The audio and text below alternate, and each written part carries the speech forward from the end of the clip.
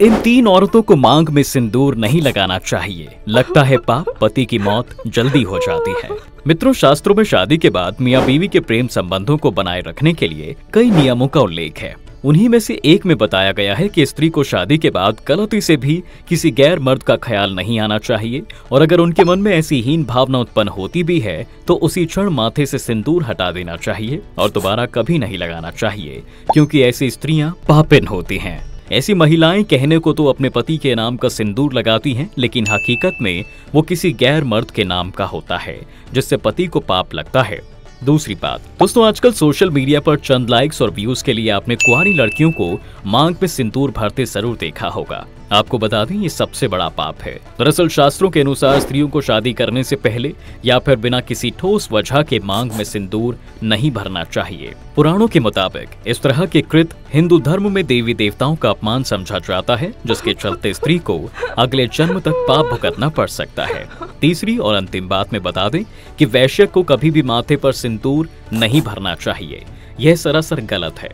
दरअसल हिंदू धर्म में सिंदूर को पवित्र 16 श्रृंगारों में से सबसे बड़ा श्रृंगार माना गया है। ये सिर्फ और सिर्फ शादीशुदा स्त्रियों के लिए ही है। अब ऐसे में जब कोई वैश्य अपनी मांग में सिंदूर भरती है तो वह पाप की भागीदार हो जाती है। इसलिए वैश्याओं को भूलकर भी माथे पर सिंदूर नहीं लगाना चाहिए। चलिए अब जानते हैं सिंदूर लगाने के वह नियम जो हर सुहागिन महिलाओं को जानना चाहिए। सबसे पहले बता दें कि किसी भी महिला को बिना नहाए सिंदूर नहीं लगाना चाहिए एवं सिंदूर लगाते वक्त महिलाओं को अपने पति की लंबी आयु और उनकी सफलता के बारे में ही सोचना चाहिए।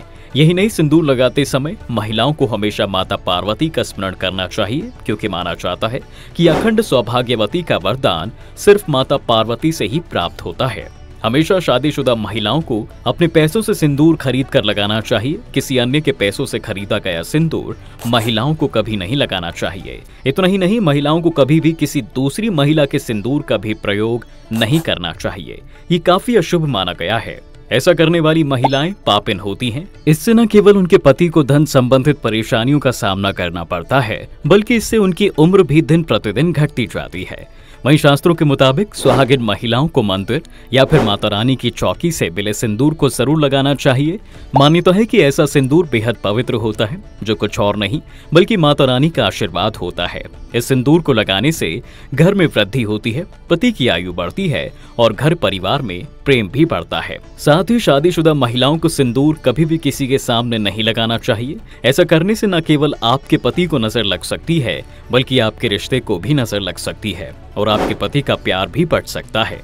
ऐसे में अगर आपको किसी के सामने सिंदूर लगाना भी पड़े तो अपने सर को पल्लू से जरूर ढक लें। इसके अलावा सुहागिन स्त्री को हमेशा रंग रूप में रहना चाहिए। शास्त्र कहता है कि साल के 365 दिन जब तक पति जीवित है, स्त्री को हमेशा सिंदूर लगाना चाहिए, फिर चाहे वो कैसी भी मुसीबत में क्यों ना आ जाए।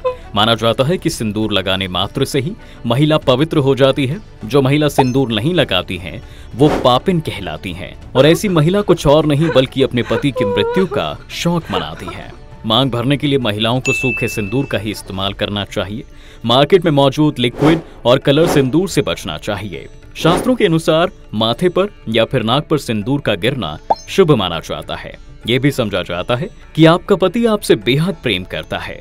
मित्रों, पौराणिक मान्यताओं के अनुसार जो स्त्री अपने सिंदूर को अपने पीछे के बालों में छुपा लेती है तो उसके पति को समाज में मान सम्मान नहीं मिल पाता। असफलताएं उनके इर्द गिर्द घूमने लगती हैं और तो और ऐसे पुरुष समाज एवं रिश्तेदारों के बीच में हमेशा छुपे रह जाते हैं। इसलिए मित्रों, सुहागिन औरतों को सिंदूर हमेशा आगे की तरफ और लंबा लगाना चाहिए, ताकि उनके पति का भाग्य उतना ही प्रबल दावेदार हो।